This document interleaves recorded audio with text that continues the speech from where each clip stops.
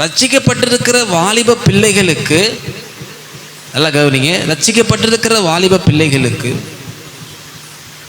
தேவன் கடவுள் என்ன உங்களுக்கு திட்டம் வைத்திருக்கிறார், உங்களுடைய எதிர்காலம் எப்படிப்பட்டதாக இருக்க வேண்டும், எதை நோக்கி நீங்கள் பயணம் செய்ய வேண்டும் என்பதை அழகாக காண்பித்து கொடுக்கக்கூடிய ஒரு கூட்டம் தான் நாம் ஏற்படுத்தியிருக்கிற இந்த வாலிப கூட்டம். ஆமேன் சொல்வோமா? ஆகையினால இது ஒரு சாதாரணமாக இதை நீங்கள் எண்ணிவிடக்கூடாது. தயவு செய்து இதுக்கு நீங்கள் அதிக கவனத்தை கொடுக்கும்படியாக உங்களோட அன்போடு கூட கேட்டுக்கொள்கிறேன். நீங்கள் நினைக்கலாம், நான் ஜெபம் பண்ணுறேன், வாரந்தோறும் சர்ச்சுக்கு போகிறேன், வசனம் கேட்குறேன், எல்லாமே பண்ணுறேன், எனக்கு எதுக்கு இப்படிப்பட்ட தனிப்பட்ட முறையில் எனக்கு ஆலோசனை வேணுமா அப்படின்னு கேட்டால் இது கண்டிப்பாக வேணும். ஆமேன்னு சொல்லுங்க. ஏன்னா வாலிபர்களை குறித்து வேதம் அழகாக அநேக வசனங்களை கொடுத்திருக்கிறது.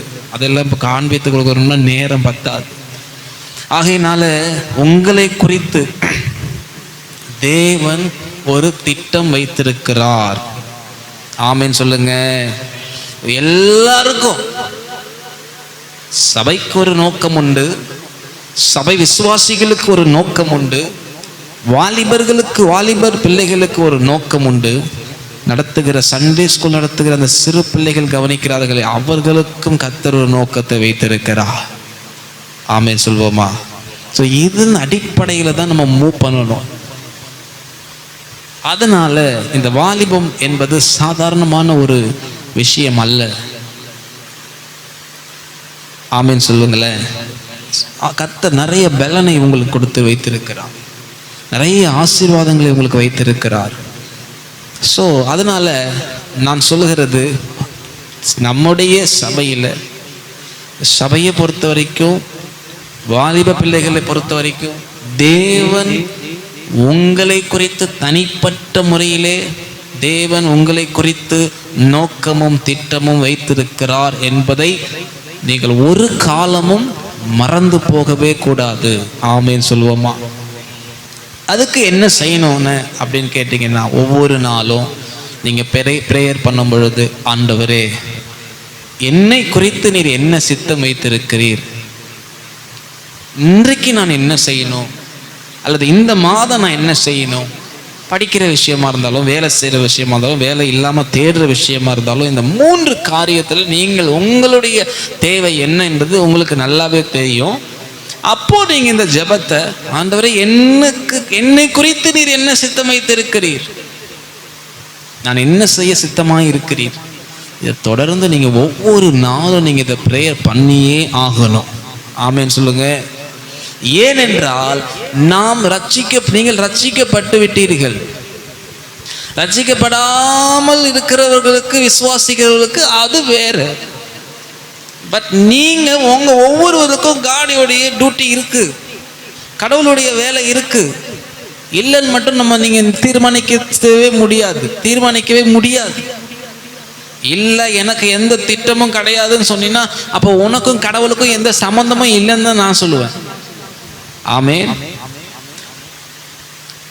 ஸோ அப்போ என்ன பண்ணணும் அப்படின்னு நீங்க கேட்டீங்க அப்படின்னா, ஆண்டவரே நான் சொல்றது போல என்னை குறித்து என்ன திட்டம் வச்சிருக்கிறீங்க, என்னை தெரிஞ்சு கொண்டீங்க, நான் ரட்சிக்கப்பட்டேன், என் குடும்பம் ரட்சிக்கப்பட்டுச்சு, ஞானஸ்தானம் எடுத்தேன், வாரந்தோறும் சபைக்கு வரேன், பட் என்ன குறித்து என்ன திட்டம், இது நீங்க இப்போ இனி வருகிற நாட்களில் நீங்க என்ன பண்ணணும்னா கடைபிடிக்க வேண்டும். ஆமென் சொல்லுங்க. ஒவ்வொரு நாளும் நீங்கள் தேவனே ஆண்டவரே என்னை குறித்து என்ன சித்தம் வைத்திருக்கு எனக்கு வெளிப்படுத்துங்கப்பான்னு சொல்லுங்க. வெளிப்படுத்தல் எப்படி வரும் என்பதை நான் சொல்லுகிறேன் பாருங்க. சபையில் ஆராதனை நேரத்தில் கர்த்தர் சில காரியங்களை வெளிப்படுத்தலாம். தேவன் உங்களை குறித்து வைத்திருக்கிற திட்டத்தை நீங்கள் அறிந்து கொள்வதற்கான காரியங்களை நான் சொல்லுகிறேன். சபையில் ஆராதனை வேளையிலே உங்களோடு கூட பேசுவார். 2வது, பிரசங்கம் நேரத்தில் ஏதாவது ஒரு கருப்பொருள் உங்களுக்கு தோன்றும். நல்லா கவனிங்க. ஏதாவது ஒரு நினைவு, ஒரு சின்ன ஒரு தாட் உங்களுக்குள்ள அந்த பிரசங்கம் பண்ணும்போது டப்புன்னு ஒரு எண்ணம் வரும். ஆவியானவர் அந்த நேரத்தில் உங்களோடு கூட இடைப்படுவார். ஸோ அதை நீங்கள் என்ன பேஸ் பண்ணி அதை என்ன பண்ணணும், ஜபத்தில் கொண்டு போய் வைக்கணும், ஜபிக்கணும். சில தீர்க்கதரிசிகள் மூலியமா பேசுவார் அப்படின்னா பேசுவார், பட் அதை நம்ம எல்லாத்தையுமே எடுத்துக்கொள்ளணும் அப்படின்னா அது முடியாது, அது எடுத்துக்க கூடாது. ஏன்னா எல்லாரையும் அவங்க என்ன பண்ணுவாங்கன்னா, ப்ராஃபஸி சொல்றவங்க எல்லாருக்கும் சமமா சொல்லிடுவாங்க. இப்போ இது நடக்க போகுது, இது வாலிபர்களுக்கு இப்படி செய்ய போறார், வாலிபர்களுக்கு இப்படி பண்ண போறார், அது ப்ராஃபஸி, அது வெளிப்பாடு, தீர்க்க தரிசனம் சொல்றது. பட் நான் சொல்றது தனிப்பட்ட முறையில் கர்த்தர் உங்களை குறித்து வச்சிருக்கிற நோக்கம் என்ன அப்படின்றத நீங்க புரிஞ்சுக்கிறதுக்கு ஆராதனையிலே கர்த்தர் பேசுவார், பிரசங்க நேரத்திலே கர்த்தர் பேசுவார், ஜப நேரத்திலே கர்த்தர் பேசுவார், உங்களுடைய தனிப்பட்ட ஜபத்தின் மூலியமாக கர்த்தர் பேசுவார், நீங்கள் வாசிக்கிற வேத வசனத்தின் மூலியமாக கர்த்தர் பேசுவார், உங்களை நடத்துகிறவர்கள் கொண்டும் பேசுவார். ஆமென் சொல்லுங்க. ஸோ கடவுள் இப்படி தான் சில வழிகள் அவர் வைத்திருக்கிறார், அந்த வழியில் தான் பேசுவார். உலகத்தார் மூலியமா பேசுவாருன்னா பேச மாட்டார், அதெல்லாம் காதலே வாங்காதீங்க. குடும்பத்தின் மூலியமாக பேசுவார் அப்படின்னா மேபி அவங்க நல்ல ஆவிக்குரிய வாழ்க்கையில் இருந்தாதான் பேச முடியும். அவங்க சபைக்கு வராம ஊழியம் செய்யாம சபைக்கும் அவங்களுக்கும் எந்த வித்தியாசமே இல்லாம இருக்கிறவங்களை கொண்டு கர்த்தர் பேசுவார்னா, பேசினால் அதை நம்பாதீர்கள். அது யாரா வேணாலும் இருக்கட்டும். அவங்க சொல்லுவாங்க, நான் வேற சர்ச்சுக்கு போறேன், ஆனால் கர்த்தர் உன்னை கொண்டு இந்த காரியத்தை செய்யணும்னு சொல்றாரு, நம்பாதீங்க. ஆமென் சொல்லுங்க. நம்பவே கூடாது. அது ரொம்ப நீங்க கவனமா இருக்கணும். அது என்ன ஆகும்னா, உங்களுடைய ஆவிக்குரிய வாழ்க்கையை திசை திருப்பி விட்டுரும். தயவு செஞ்சு அதுக்கு ஃபோக்கஸ் பண்ணாது. தைரியமாக நான் சொல்லணும், சபையில் இங்கே நடக்கிற உங்களுக்கு இங்கே கர்த்தர் என்னென்ன செய்யணும், என்னென்ன பண்ணுன்றதை அழகாக உங்களுக்கு வெளிப்படுத்திக்கிட்டே வருவார். ஆமென் சொல்லுங்களேன். இந்த வாரம் பார்த்தீங்கன்னா அருமையான ஒரு 3 ஆகமத்தை உங்களுக்கு கர்த்தர் வாசிக்க கொடுத்தாரா? ஸோ அதுதான் அந்த மாதிரி கர்த்தர் என்ன பண்ணுவார், அந்த மாதிரி அற்புதங்களை அதை பேசுவார். அந்த 3 ஆகமத்தின் மூலியமாக கர்த்தர் உங்களோடு கூட கண்டிப்பா பேசியிருக்க முடியும். அவர் பேசியிருப்பார். ஆனால் நீங்கள் தான் அதுக்கு தான் நோட் கொடுத்துருக்கிறேன். அது என்ன பண்ணணும் அப்படின்னா, அந்த நேரத்தில் சில வசனங்கள் உங்களுக்குள்ள அந்த ஏவப்படும். திடீர்னு இந்த வசனம் உங்களுக்கு பிடிச்சிருக்கும், லைக் பண்ணுவீங்க, இதை யாருக்கிட்டையாவது சொல்லணும்னு தோணும், இல்லை அதை மறுபடியும் வாசிக்கணும்னு தோணும். இப்படி பண்ணும்பொழுது நீங்கள் அதை என்ன பண்ணணும்னா, அந்த எந்த டேட்டில் வாசிக்கிறீங்க, எந்த நேரத்தில் வாசிக்கிறீங்கன்றதை எழுதி, அந்த வசனத்தை அப்படியே எழுதி வச்சு, அதுக்கு டெய்லி அப்பப்போல்லாம் ஞாபகப்படுத்தி அந்த வசனத்தை அறிக்கை பண்ண அந்த வசனமானது உங்களுக்குள்ளே அது கிரியை செய்ய போதுமானது. ஆமீன் சொல்வோமா? ஸோ இது ஒரு வழி தேவனை அறிந்து கொள்வதற்கு. மற்ற சபை மூலியமாக, மற்ற ஊழியக்காரர் மூலியமாக ஏதாவது தீர்க்க தரிசனம் உரைக்கிறாங்க அப்படின்னா, நீங்கள் நன்றாக கவனிங்க. மற்ற ஊழியர்கள், மற்ற சபைக்காரர்கள், மற்ற யாராவது வந்து உங்களுக்கு குறித்து ஏதாவது சொல்றாங்க அப்படின்னா, நீங்கள் உடனே அதை ஏற்றுக்கொள்ளாதீங்க. காதில் வாங்கிக்கோங்க. வாங்கிக்கிட்டு நம்ம சபையில் வந்து எங்ககிட்ட சொல்லணும், ஐயா கிட்ட சொல்லணும். ஐயா இப்படி சொல்கிறாங்க, இது உண்மையா பொய்யான்னு நீங்கள் கேட்கணும். தைரியமாக நீங்கள் வந்து கேட்கணும். அதை கேட்காம ஏதோ நமக்கு பிடிச்சதை சொல்லிட்டாங்கன்னு சொல்லி நீங்கள் விசுவாசித்து அதில் ஓடினீங்கன்னா அதில் பெரிய அடி விழும். ஆமென் சொல்லுங்கள். ரொம்ப கவனமாக இருக்கணும், ரொம்ப கவனமாக இருக்கணும். ஆவிக்குரிய வாழ்க்கையில் ரொம்ப கவனமாக இருக்கணும், ரொம்ப கவனமாக இருக்கணும். அதுக்கு நீங்கள் நேரத்தை நீங்கள் வாசிச்சிருப்பீங்க, கேட்டிருப்பீங்க. நம்ம ஒரு சரணத்தை தான் நம்ம பாடணும். இப்போ பாடும்பொழுது ராஜாவும் பிரசன்னத்தில் ஒரு சரணம் தான் நம்ம பாடணும். ரைட்டா? என்ன சரணத்தை பாடணும் சொல்லுங்க பார்க்கலாம். என்ன சரணத்தை பாடணும்? அதிகாலமே தேடுகிறே ஆர்வமுடன் நாடுகிறே. பாடணுமா? ஏன் பாடணும்? அதிகாலையில் தேடுகிறவன் என்னை கண்டடைவா. ஆமீன் சொல்லுங்க. இந்த அதிகாலையில் கர்த்தர் உங்களெல்லாம் எழுப்பணும், நீங்கள் ஜெபிக்கணும், அதுக்கு கர்த்தர் உதவி செய்வார். ஆமீன் சொல்லுங்க. ஓகே, ஸோ அப்போது 3வது வாசித்து நான் உங்களுக்கு சொல்லிட்டேன். 4வது தான் என் தேவைகளுக்காக ஜெபிக்கின்றேன். இந்த என் தேவைகளுக்காக ஜெபிக்கின்றேன் என்ற தலைப்பில் பார்த்தீங்க அப்படின்னா, படிக்கிற பிள்ளைங்க படிக்கிறதில்ல, ரைட்? வேலை செய்கிறவங்க வேலை செய்கிறது இல்லை. ஓ, வேலை செய்கிறீங்க, எதுக்கு செய்கிறீங்க சொல்லுங்க? எதுக்கு செய்கிறீங்க? நீங்கள் பேசினாதான் அந்த ஒரு கிளாரிஃபை கிடைக்கும். எதுக்கு இப்போ வேலை செய்கிறீங்கப்பா, எதுக்கு வேலை செய்கிறீங்க? புரியல.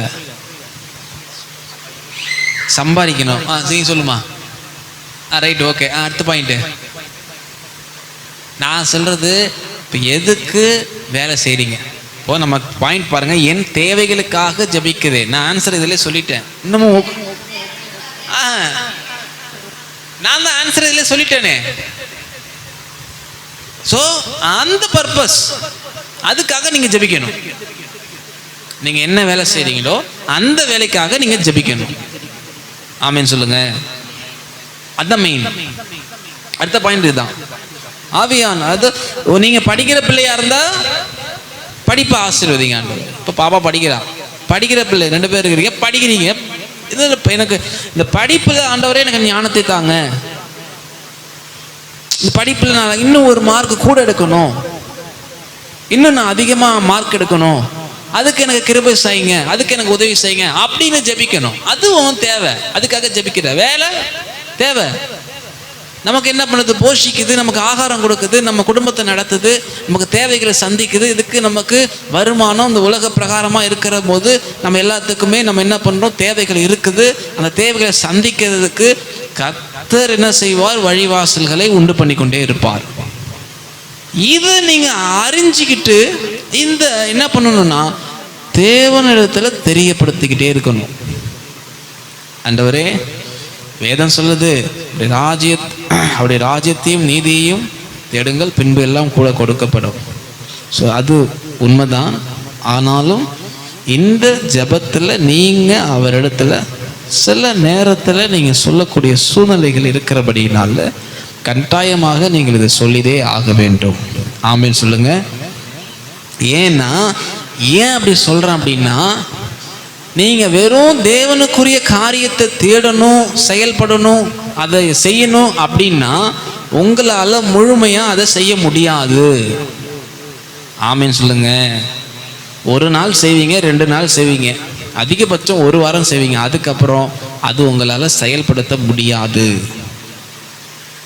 அப்போது இதை எப்படி மேனேஜ் பண்ணலாம் அப்படின்னா, நீங்கள் உங்களுடைய தேவைகளை நீங்கள் சொல்லும்போது, உங்களுக்கு ஒவ்வொரு கனவு இருக்கும்பா, உங்களுக்கு ஒவ்வொரு தேவை இருக்கும். உட்காந்துக்கிற நீங்கள் வேலை செய்கிற உங்களுக்கு கண்டிப்பாக ஒரு தேவை இருக்கும். அந்த தேவையை நான் யாரிடத்துல சொல்லுவேன்ற ஒரு ஏக்கமும் ஒரு துடிப்பும் உங்களுக்குள்ள வந்துடுச்சுன்னா, தேவனை குறித்து இருக்கிற திட்டங்களை நோக்கங்களை அறிந்து கொள்வதற்கு கடினமாய் போய்விடும். ஆமீன் சொல்லுங்க. கஷ்டமாக போய்விடும். அப்போ தேவனோடு கூட உறவுலையும் இருக்கணும், என்னுடைய தேவையும் சந்திக்கப்படணும். அப்படின்னா உங்களுடைய மனசுல உங்களுடைய தேவைகள் என்ன என்பதை நீங்கள் கர்த்தருடைய சமூகத்துல சொல்லி பழகுங்க. ஆமீன் சொல்லுங்க. கர்த்தருடைய சமூகத்துல சொல்லி பழகுங்க. இப்ப பழகும் பொழுது கர்த்தர் அந்த காரியத்தை செய்யும் பொழுது அந்த வேலையில செய்யற பிள்ளைகளுக்கு வேலையில ஆசீர்வாதத்தை கொடுப்பார். வேலை இல்லாத இருக்கிற பிள்ளைங்களுக்கு வேலையில ஆசீர்வாதத்தை கொடுப்பார், வேலையை தருவார்.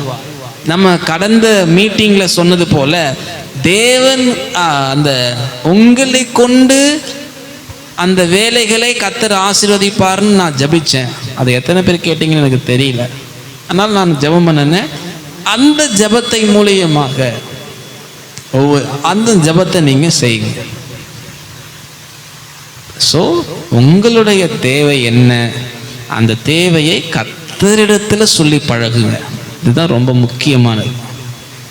மனுஷர்களிடத்துல சில நேரத்தில் ஆவியானவர் சிலரை அனுப்பி ஏதாவது உங்களுக்கு செய்யணுமா, ஏதாவது உங்களுக்கு தேவையான்னு கேட்கும் பொழுது சொல்கிறது ஒன்று.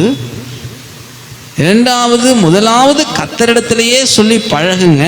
இரண்டாவது, அவர் யாராவது சிலரை அனுப்பி அந்த காரியங்களை வாய்க்க செய்ய சிலரை கர்த்தர் பயன்படுத்துவார். ஆமென் சொல்லுங்க பார்க்கலாம். அப்போ நான்காவது, உங்கள் தேவைகளுக்காக ஜெபிக்க வேண்டும்.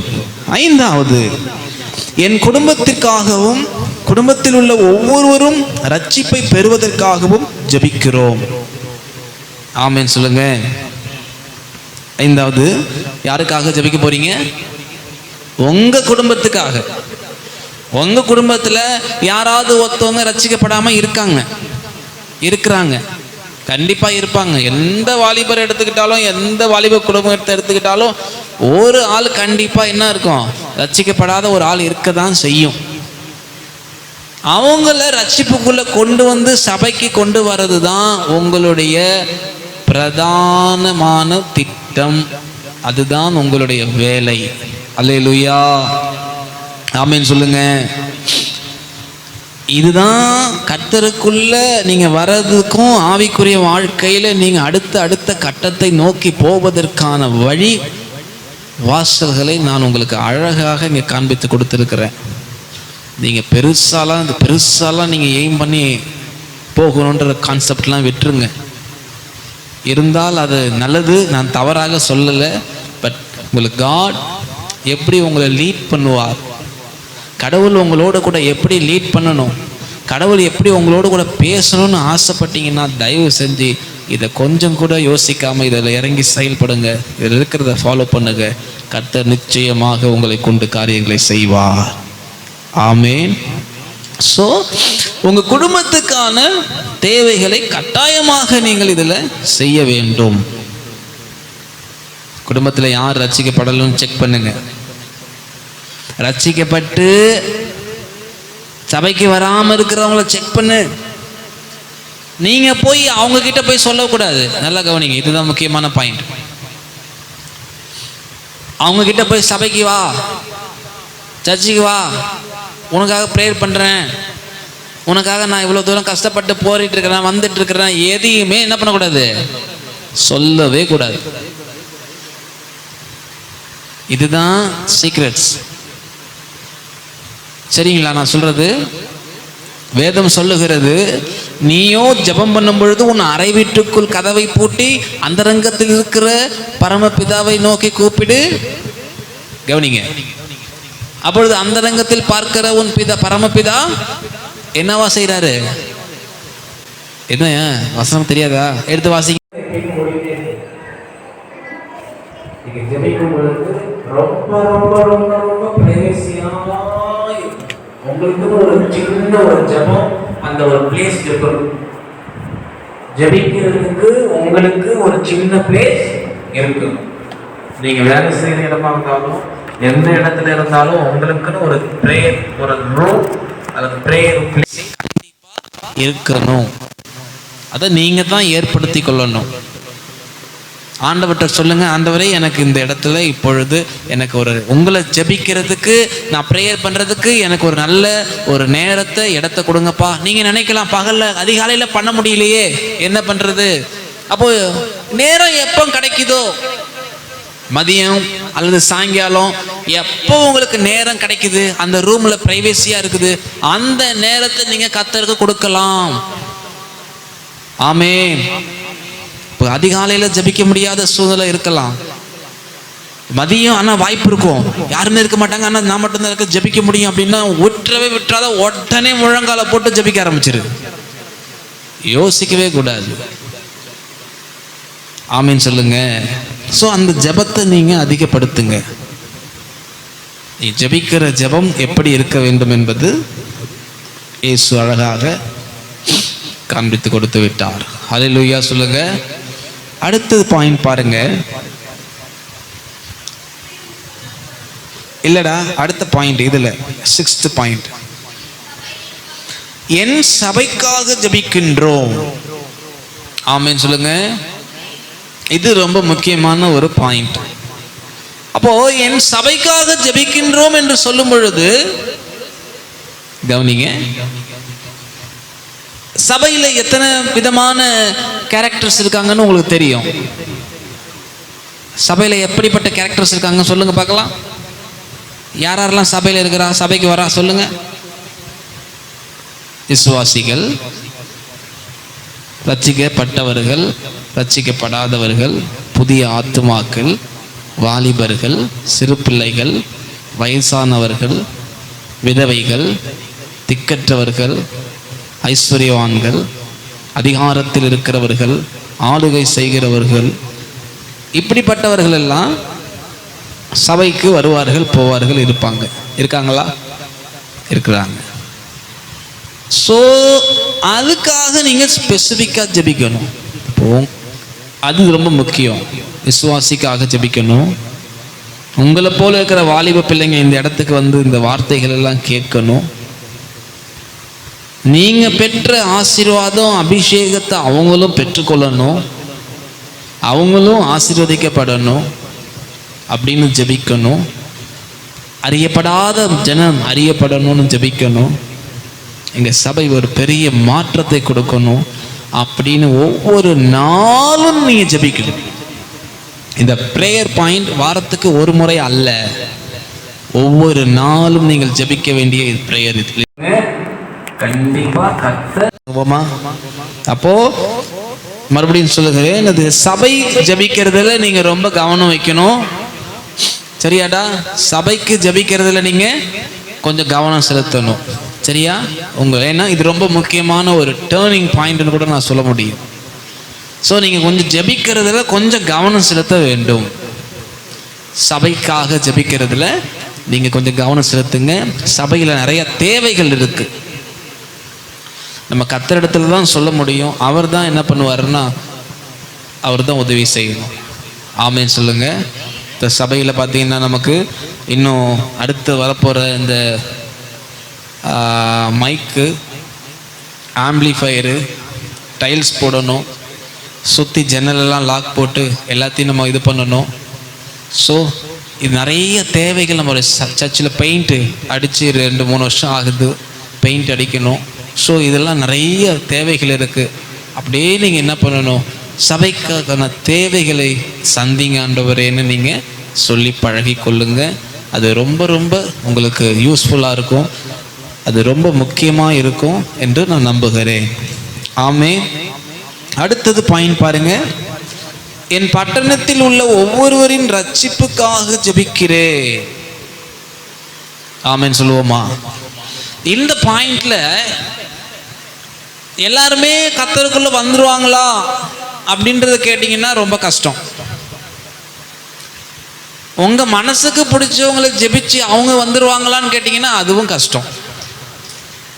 அவங்களுக்காக நீ கண்ணீர் விட்டாலும் கதறினாலும் என்ன போராடினாலும் கர்த்தருக்கு சித்தமாக இருந்தால் தான் வர முடியுமே தவிர, சித்தம் இல்லாதவங்களுக்கு நீ என்ன போராடி போராடி போராடி ஜெபிச்சாலும் உன் ஜெபத்தை காத்து உன் ஜெபத்தை கேட்டு கர்த்தர் சந்தோஷப்படுவார். ஆனால் அவங்களுக்குள்ள இருக்கிற அந்த கல்லான இருதயம் உடைக்கப்பட லேட் ஆகும். ஆமென்.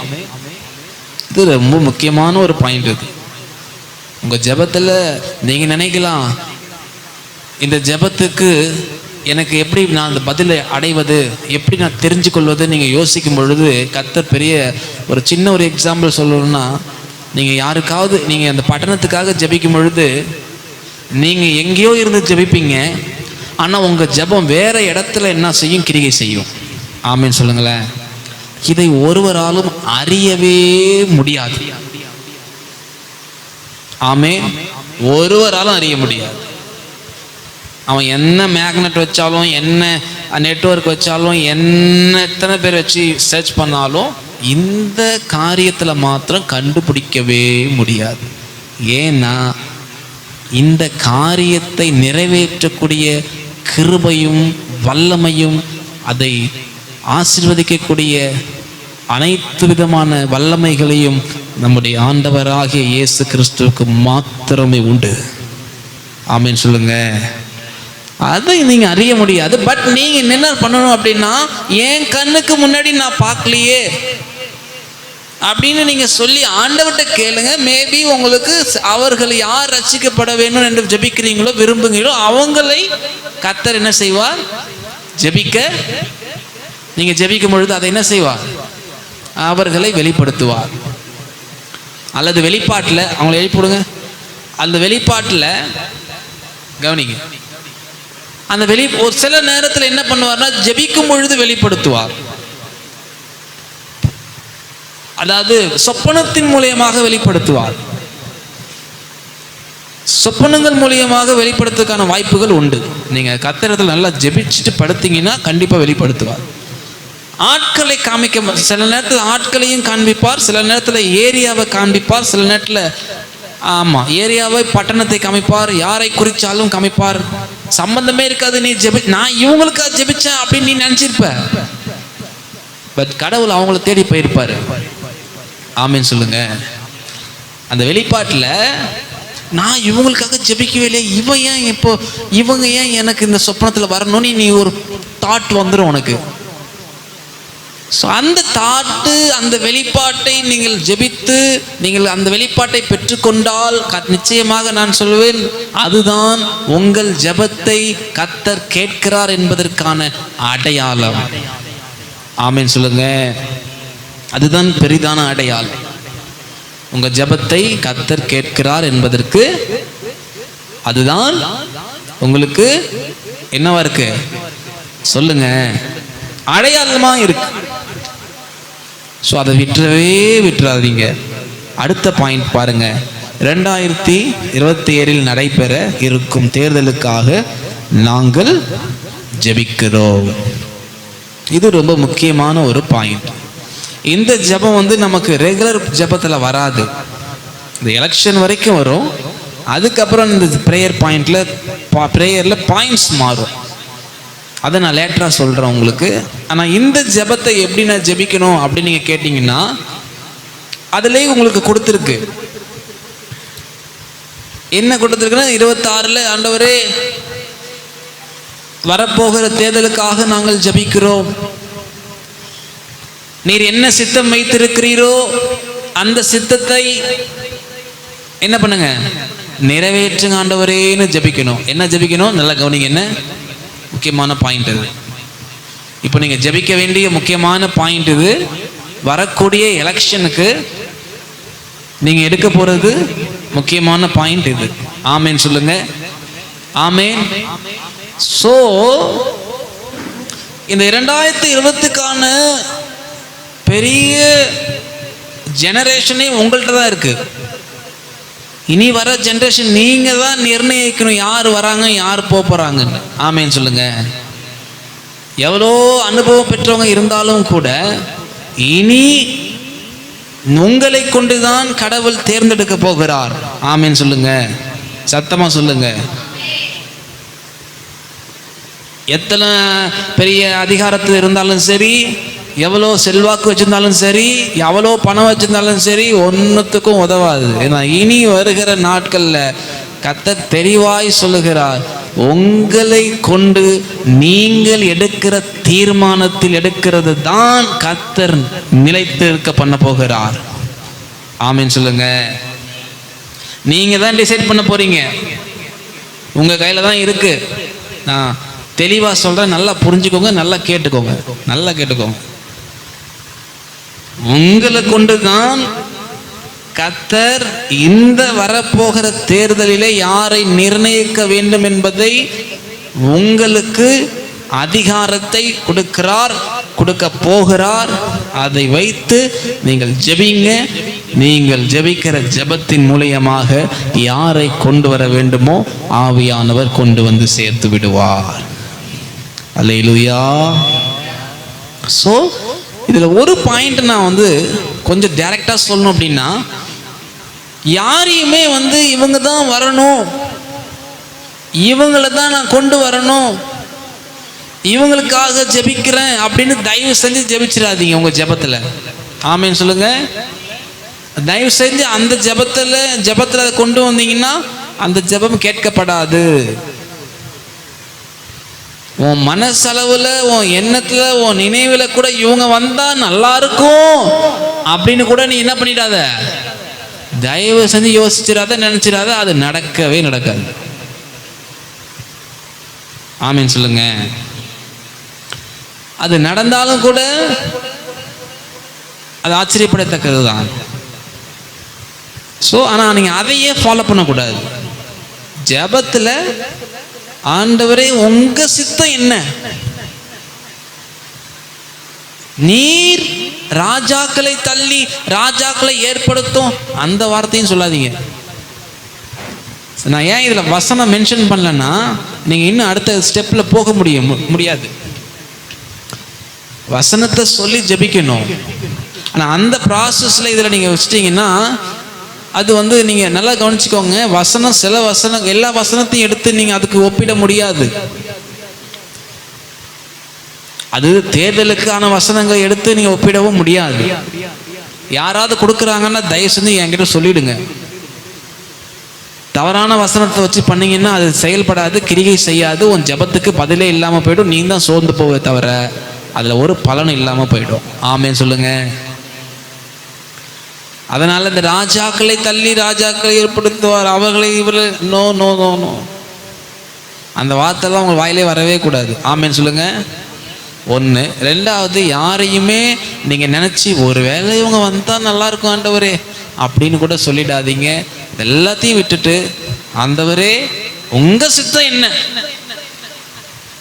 புரிஞ்சுதா நான் சொல்றது உங்களுக்கு? உங்கள் சித்தம் என்னப்பா, அந்த சித்தத்தை நிறைவேற்றுங்க அப்படின்னு சொல்லி நீங்கள் ஜெபிக்க. கர்த்தர் நிச்சயமாக உங்களுக்கு வெளிப்பாட்டை கொடுப்பார். நான் சொன்னது போல நீங்கள் எடுக்கிறது தான்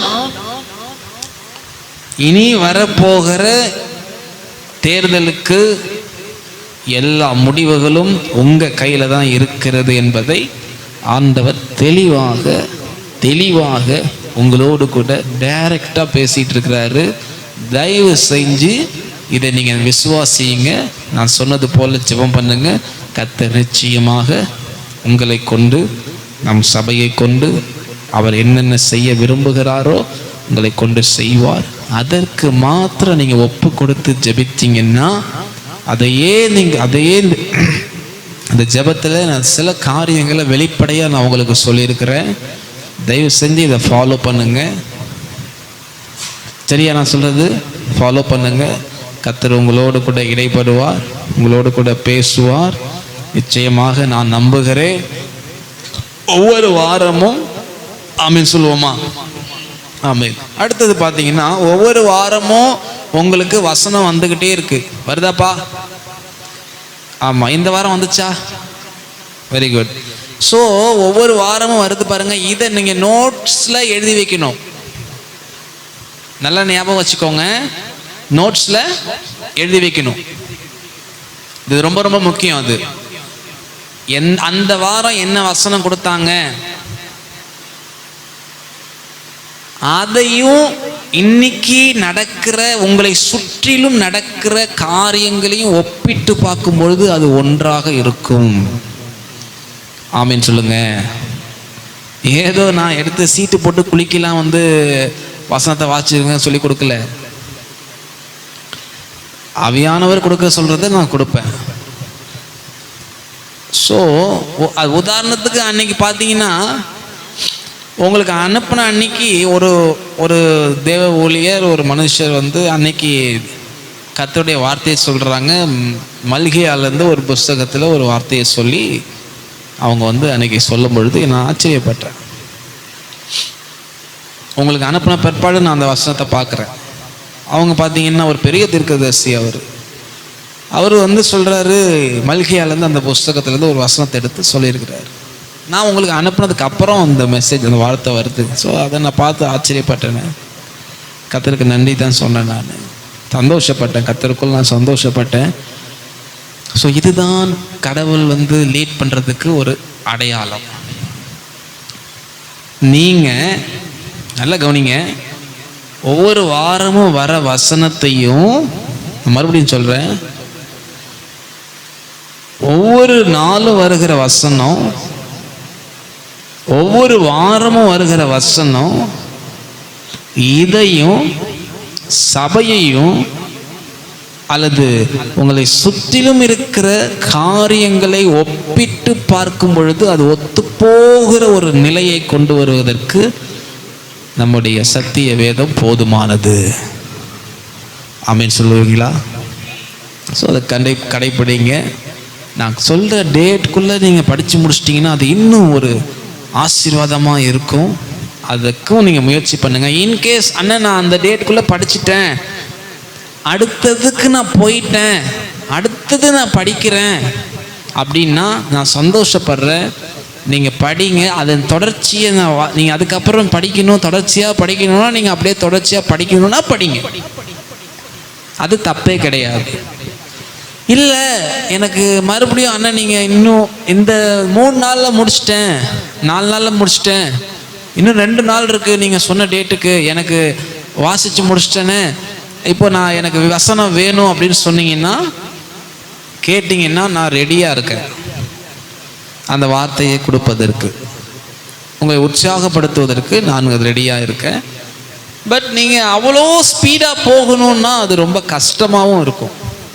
நீங்கள் என்ன செய்வீங்க, கொஞ்சம் கொஞ்சமாக அந்த டேட்குள்ளே ஒரு ஃபிக்ஸடாக ஒரு ஆகமத்தை ஃபிக்ஸ் பண்ணிக்கோங்க. இத்தனை நாளுக்குள்ளே, ஒரு நாளைக்கு இத்தனை அதிகாரம், ஒரு நாளைக்குள்ளே இத்தனை அதிகாரம் அப்படின்றத நீங்கள் ஃபிக்ஸ் பண்ணிக்கிட்டு அதன் பிரகாரம் நீங்கள் ஃபாலோ பண்ணி முடிச்சிங்கன்னா அதுவே ஒரு போதுமானது.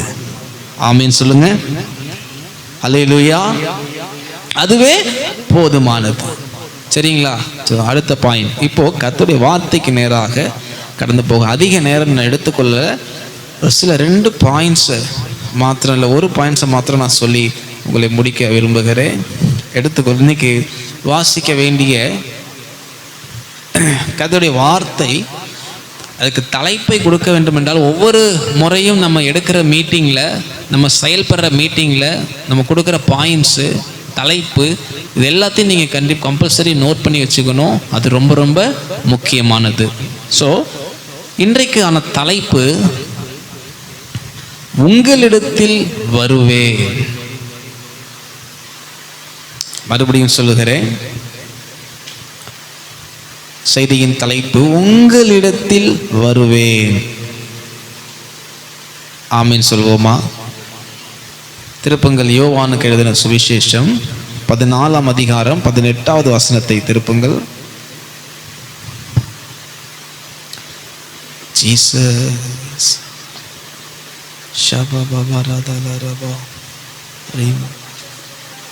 எடுத்துக்கொள்ளுங்க. வாசிங்க. சத்தமாக வாசிக்கலாமே, பிரியாணி வேற சாப்பிட்ருக்கோம்.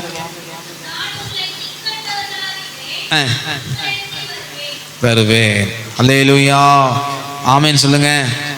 இதில் அந்த 18வது வசனத்தில் கர்த்தர் சொல்லுகிற, இன்றைக்கு நமக்கு சொல்லுகிற வார்த்தை என்ன என்றால், 18வது வசனம் பின்பகுதியை பாருங்கள். உங்களிடத்தில் வருவேன். ஆமேன் சொல்லுங்க. இது இன்றைக்கு உங்களுக்கு கொடுக்கிற கர்த்தருடைய வார்த்தை.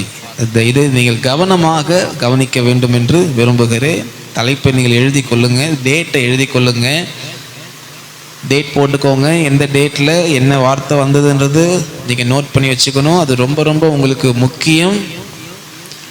ஸோ இயேசு நம்மிடத்தில் வரும்போது நாம் எப்படி இருக்க வேண்டும்? தலைப்பை பார்த்தோம். அப்போ அந்த தலைப்புக்கு ஏற்றபடி நீங்கள் இருந்தால் மாத்திரமே தான் அவர் வர முடியும். ஆமீன் சொல்லுங்க. நீ ஊரை ஃபுல்லா சுத்திட்டு,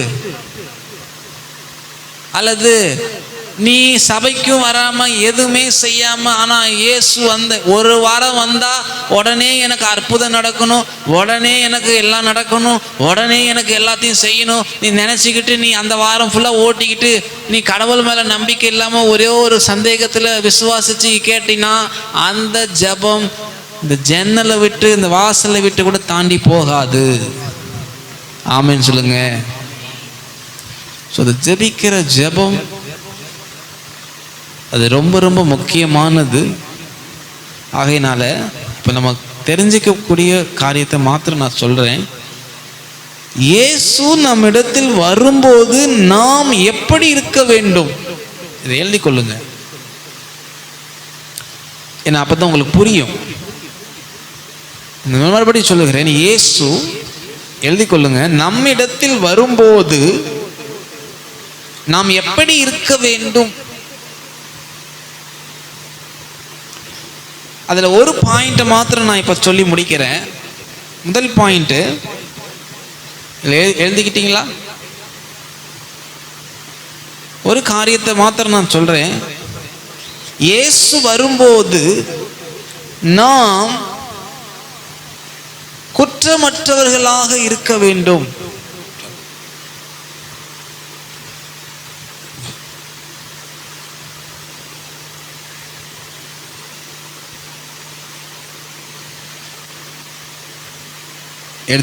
எழுதிக்கிட்டீங்களா? இயேசு வரும்போது நாம் குற்றமற்றவர்களாக இருக்க வேண்டும். இந்த ஒரு காரியத்தை மாத்திரம் நம்ம பார்த்துட்டு நாம் முடிக்கலாம். இந்த நாளில் நமக்கான நேரத்தை நம்ம ஒதுக்கி முடித்து விடுவோம். 1 தெசலோனிக்கேயரின் புஸ்தகம் 5வது அதிகாரம் 23வது வசனத்தை எடுத்துக்கொள்ளலாம். 1 தெசலோனிக்கேயர் புஸ்தகம் 5ஆம் அதிகாரம் 23வது வசனம். எழுதின நிருபம், தெசலோனிக்கேயர் எழுதின அப்போஸ்தலனாகிய பவுல் தெசலோனிக்கேயருக்கு எழுதின நிருபத்தை வாசிக்க கேட்போம். 1 தெசலோனிக்கேயர் 5:23. சமாதானத்தின் தேவன் தாமே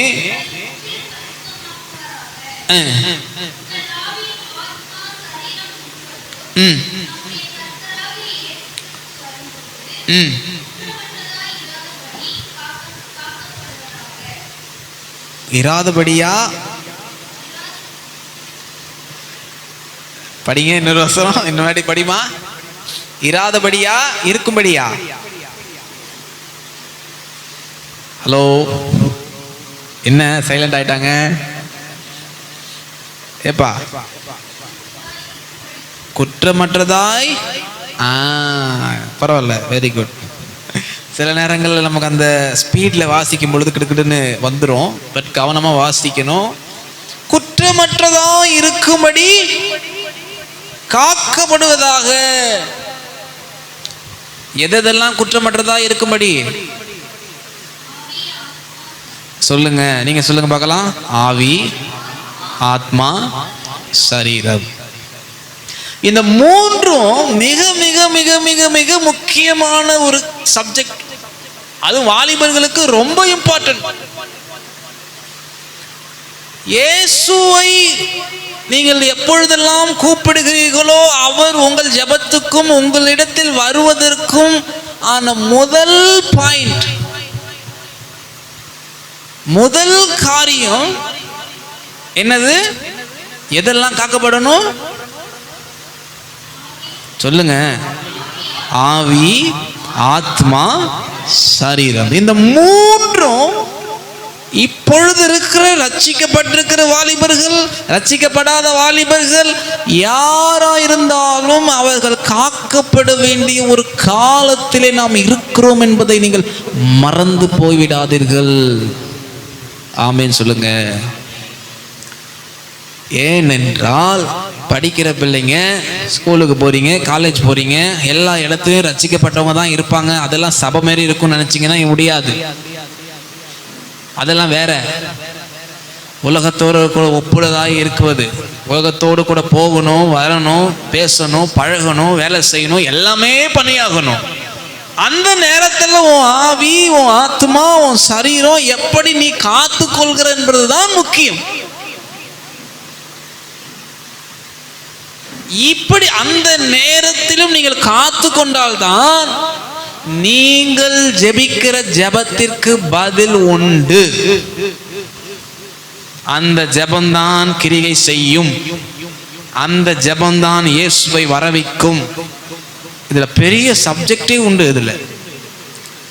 அப்ப நான் அதை குறித்து பேசல. ஆவி, ஆத்மா, சரீரம் எப்படி இருக்கணுமா? எப்படி இருக்கணுமா? ஆமேன்னு சொல்லுங்க. இதுல நீங்க ரொம்ப ரொம்ப வாலிப பிள்ளைகள், நீங்க கவனமா இருக்கணும். இதுல ஒண்ணுத்துல தவறுனாலும் இயேசு வருவாரான்னா கஷ்டம். இது உங்க மந்திர, அது எப்படி சொல்றது, அப்படியே மைண்ட்ல ஓடிக்கிட்டே இருக்கணும். ஒருவேளை இப்போ வெளியில போயிட்டு வரலாம். இப்போ இன்னைக்கு சொன்ன இந்த வசனத்தை நீங்க அன்றாடம் பார்க்கிற ஒரு இடம் இருக்கும். கண்ணாடி இருக்கலாம், உங்களுக்கு செல்ஃப் இருக்கலாம், ஹால் இருக்கலாம், அல்லது புக்ஸ் படிக்கிற இடத்துல இருக்கலாம், பைபிள் இருக்கலாம். அந்த இனி வருகிற ஒவ்வொரு நாளும் இந்த வசனத்தை நீங்க உங்க கண்ணுக்கு முன்னாடி வச்சு நீங்க ஒவ்வொரு நாளும் பார்த்து அதை நீங்க உங்க மனசுக்குள்ள, உங்க எண்ணத்துக்குள்ள, உங்களுக்குள்ள அதை ஏற்றுக்கொண்டு அதை ஒவ்வொரு நாளும் நீங்கள் செய்தாலும் கூட தப்பு இல்லை. ஆமேன்னு சொல்லுங்க. கண்ணாடி செல்ஃப் இருக்கும், புக் வைக்கிற செல்ஃப் இருக்கும், ட்ரெஸ் வைக்கிற செல்ஃப் இருக்கும். இப்படிலாம் உங்களுக்கு ஒவ்வொரு செல்ஃப் இருக்கும். ரெகுலரா ஒரு நல்ல இடத்துல பைபிள் வைக்கிற இடத்துல ஒரு அந்த இடத்துல என்ன பண்ணுங்க, ஒரு பேப்பர்ல எழுதி வச்சிருங்க, இந்த வசனத்தை எழுதி வச்சிருங்க. வீட்டுக்கு வெளியே வேலைக்கு போகும்போது இந்த வசனத்தை பார்த்துட்டு போ, படிச்சுட்டு போ. ரொம்ப ரொம்ப ரொம்ப நீங்க கவனமா இந்த வசனத்தை ஹேண்டில் பண்ணணும். இந்த வசனத்தை சொல்லி நீங்க போகணும், நேரம் இல்லை. அதனால இந்த நான் சொல்ல இந்த பாயிண்ட்ஸை நீங்க ஞாபகம் வச்சுக்கணும். அதுக்கு என்ன வழி அப்படின்னா, டெய்லி பைபிள் வாசிக்கும் பொழுது முதல் பக்கத்தில் வச்சுக்கோங்க. டெய்லி வாசிக்கும் பொழுது எழுதி வச்சுக்கோங்க. பைபிள் படிக்கும் பொழுது பக்கத்தில் டைரி இருந்துகிட்டே இருக்கணும், நோட்ஸ் இருந்துகிட்டே இருக்கணும். அந்த நேரத்தில் ஆவியானவர் சில காரியங்களை வசனத்தின் மூலியமாக நாளைக்கு நடக்க போற காரியங்களை இன்றைக்கு உங்களோடு கூட பேசுவார். உன் கிராமத்தில் நடக்க போறத ஒன்ன கொண்டு பேசுவார். நீ செய்கிற வேலையில என்ன செய்யணுமோ அதை கொண்டு வசனத்தின் மூலியமாக பேசுவார். நீ போகிற பாதையில எப்படி போகணும் என்பதை வசனத்தின் மூலியமாக பேசுவார். பல பல விதத்திலே கர்த்தர் பேசுவதற்கு நீங்கள் செய்ய வேண்டியது, உங்கள் ஆவி, ஆத்மா, சரீரம் எப்போதும் குற்றமற்றதாய் இருக்கும்படியாக நீங்கள் காத்துக்கொள்ள வேண்டும். ஆமீன் சொல்லுங்க. ஸோ நீங்க ரொம்ப கவனமா இருந்து, ரொம்ப பெரிய விஷயம்லாம் கிடையாது, பட் கவனமா இருக்கணும். ஜெபிக்கிற நேரத்தில் ஜெபிச்சிடணும், அவருக்கு கொடுக்க வேண்டிய நேரத்தை கொடுத்துடணும். காலையில கொடுத்தீங்கன்னா அது ரொம்ப மிகவும் ஆசீர்வாதமானது. அதிகாலையில கர்த்தரை தேடுங்க, நோக்கி கூப்பிடுங்க. கர்த்தர் நிச்சயமாக உங்களுக்கு பெரிய காரியங்களை செய்ய அவர் வல்லவர். ஆமென் சொல்லுவோமா? ஹல்லேலூயா, ஹல்லேலூயா, ஹல்லேலூயா. நாம் அப்படியே கண்களை மூடுவோம். நான் சொன்னதெல்லாம் ஞாபகம் இருக்கட்டும்.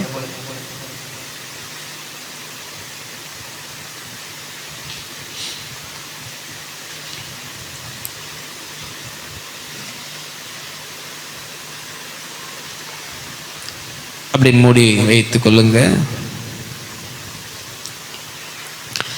ஆவியானவர் உங்களோடு கூட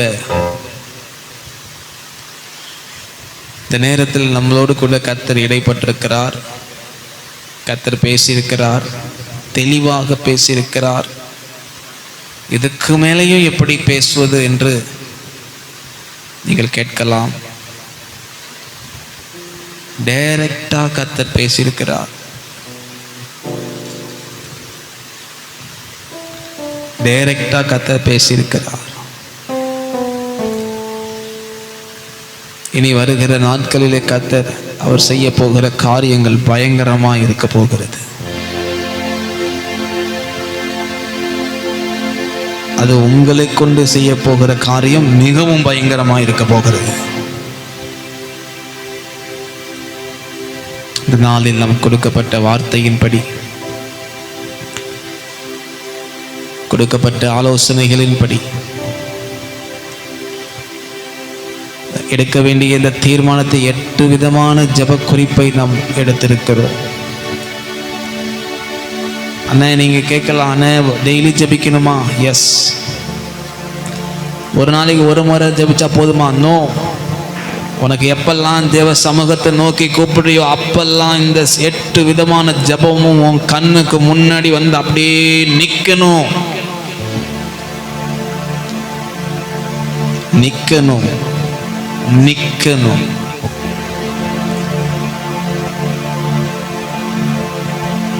நீ நிற்கும் பொழுது, நீங்கள் ஜெபிக்கும் பொழுது அற்புதம், அடையாளம், எல்லா விதமான அனைத்து விதமான காரியங்களையும் கர்த்தர் செய்வார். செய்து முடிப்பார், செய்து முடிப்பார். விசுவாசித்து ஒப்பு கொடுங்க பார்க்கலாம். என்ன ஒப்பு கொடுக்கிற ஆண்டவரே, ஒரு தாகம் இருக்கணும்,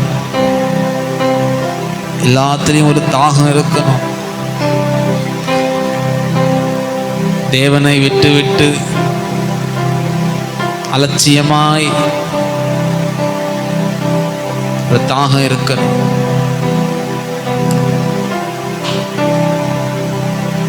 நீங்கள் சாதாரணமானவர்கள் அல்ல, அதை நினைவில் வைத்துக் கொள்ளுங்கள். நீங்கள் இருக்கிற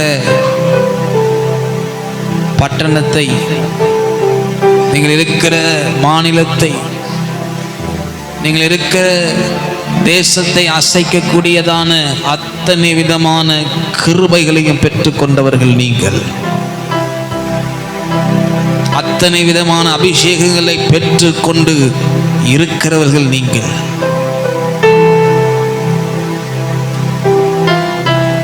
ஆகையினால் ஒப்பு கொடுத்து கண்களை மூடி தேவ சமூகத்திலே இன்றைக்கு நாம் கேட்டுக்கொண்ட, பேசிக்கொண்ட எல்லா விதமான அனைத்தையும் ஆவியானவர் நம் மத்தியிலே இருந்து அவர் கேட்டு உங்களோடு கூட தெளிவாக நேரடியாக பேசியிருக்கிறார். காதுள்ளவன் கேட்க கடவன்.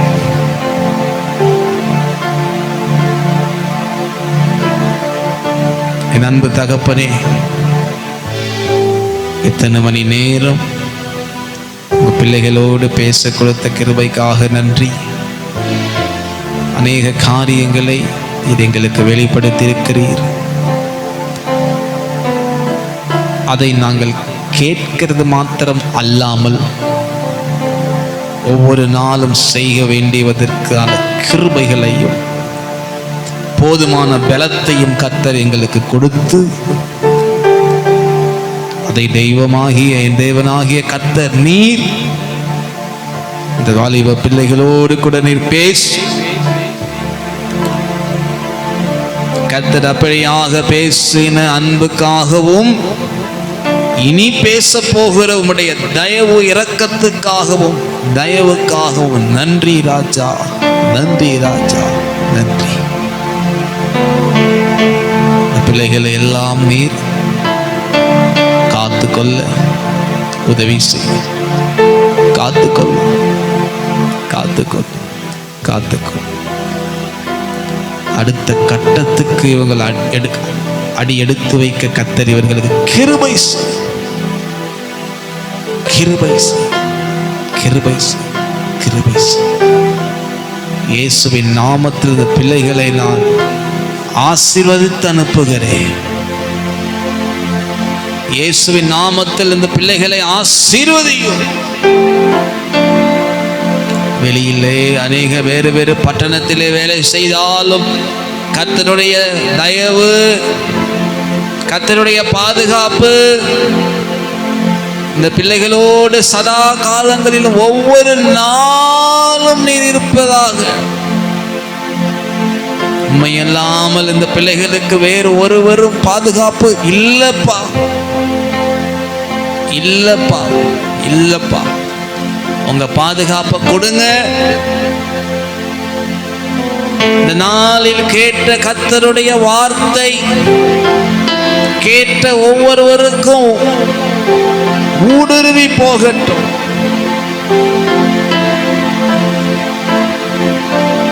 அநேகரை தட்டி எழுப்பி விடட்டும். மகாதாலா பாகா ரீமா கபாரா சிக்கா பரா பரோதே ஸ்ரீ மராதாரமா ரீகா பாபா ரபாலரதே. கிருபை செய்யுங்கப்பா, கிருபை செய்யுங்கப்பா. இன்றைக்கு நான் கேட்ட இந்த அனைத்து காரியத்துக்கும் ஒப்பு கொடுக்கிறேன்னு சொல்றவங்க கையை உயர்த்துங்க பார்க்கலாம். உங்களுக்காக நான் ஜெபிக்கிறேன். உங்களுக்காக நீங்கள் ஒப்பு கொடுத்து அப்படியே ஒரு 2 நிமிஷம் ஜெபிங்க பார்க்கலாம். நீங்களே ஜெபிங்க பார்க்கலாம். வாய்களை திறந்து ஒப்பு கொடுத்து ஜெபிங்க பார்க்கலாம். கர்த்தர் உங்கள் ஜெபத்தை கேட்கிறார், கேட்கிறார். ஒப்பு கொடுத்து ஜெபித்து விட்டு கடந்து போங்க. கர்த்தர் உங்களோடு கூட இருப்பார், உங்களோடு கூட இருப்பார். ஒப்பு கொடுத்து ஜெபிச்சு போட்டு போங்க. ஒப்பு கொடுத்து ஜெபிச்சுட்டு போங்க. தேவ சமூகத்தை நோக்கி ஒப்பு கொடுத்துட்டு போங்க. அவருடைய ஆலயத்தில் அவருடைய கண்களும் அவருடைய செவிகளும் எப்பொழுதும் திறந்திருக்கிறது என்பதை நீங்கள் ஒரு காலமும் மறந்து போவாதீர்கள். ஒப்பு கொடுத்தவர்கள் தேவனுக்காக நன்றி செலுத்துவோமா? நன்றி அப்பான்னு சொல்லுங்க. ஒப்பு கொடுத்தவங்க நன்றி அப்பான்னு ஒப்பு கொடுத்துட்டேன்ப்பா ராஜா. கிருபை செய்யுங்க ராஜா. அர்ப்பணத்தோடு தாகத்தோடு ஒரு தாகம் இவர்களுக்குள்ளே நாளுக்கு நாள் இவர்களை தட்டி விடுவதாக, தட்டி விடுவதாக, தட்டி விடுவதாக. கர்த்தர் கிருபை செய்யுங்க. பிள்ளைகளோடு இடைபடுங்க, பாதுகாத்து கொள்ளுங்க ராஜா. அடுத்த முறை நாங்கள் இந்த கூட்டத்தை நடத்துகிற வரைக்கும் என் தேவனாகிய கர்த்தர் இந்த பிள்ளைகளோடு கூட இருந்து ஒவ்வொரு வாரமும் நீ தருகிற அந்த வார்த்தை இவர்களை பலப்படுத்தட்டும், போதுமானதா இருக்கட்டும். கர்த்தர் செய்கிற காரியங்களை இந்த பிள்ளைகள் பார்க்கத்தக்கதான அற்புதங்களை இவர்களுடைய வாழ்க்கையிலே கர்த்தர் செய்யும். மகா பிரதான ஆசாரியர் நீர் எங்களுக்கு இருக்கிறபடி இந்த பிள்ளைகள் எல்லாம் உங்களுடைய கரத்துல கொடுக்கிற ராஜா, உங்க பலிபீடத்துல வைக்கிற ராஜா. நீங்க பார்த்து கொள்ளுங்கப்பா, நீங்க வழி நடத்துங்கப்பா, ஆசீர்வதிங்கப்பா. இயேசுவின் இரத்தத்தினால் இந்த பிள்ளைகளை நான் தெளித்து இயேசுவின் இரத்த கோட்டைக்குள் மூடி மறைத்து கொண்டு அடுத்த முறை ஆண்டவரே இவர்கள் இருந்த வண்ணமாக இல்லாமல் வேறு மனிதர்களாக ஒரு படி மேலே போவதற்கு கர்த்தர் கிருபை செய்ய உங்களை பாதுகாத்துக் கொள்ளும். கரத்துல கொடுக்கிறேன், உங்க சமூகத்துல கொடுக்கிறேன், உங்க பலிபீடத்துல வைக்க ஆவியானவர் தாமே பொறுப்பெடுத்துக்கும். எல்லா துதி கன மகிமையாவும் ஆண்டவராகிய இயேசு கிறிஸ்துவுக்கு மாத்திரம் செலுத்துகிறோம். மீட்பர் இயேசுவின் நாமத்தில் ஜெபம் கேளும் எங்கள் ஜீவனுள்ள நல்ல பிதாவே. ஆமென், ஆமென், ஆமென். எல்லாரும் சேர்ந்து சொல்வோமா? என் ஆத்மாவே கர்த்தரை ஸ்தோத்திரி, என் முழு உள்ளமே அவர் பரிசுத்த நாமத்தை ஸ்தோத்திரி. என் ஆத்மாவே கர்த்தரை ஸ்தோத்திரி, அவர் செய்த சகல உபகாரங்களையும் மறவாதே. ஆமென், ஆமென், ஆமென். அல்லேலூயா, அல்லேலூயா.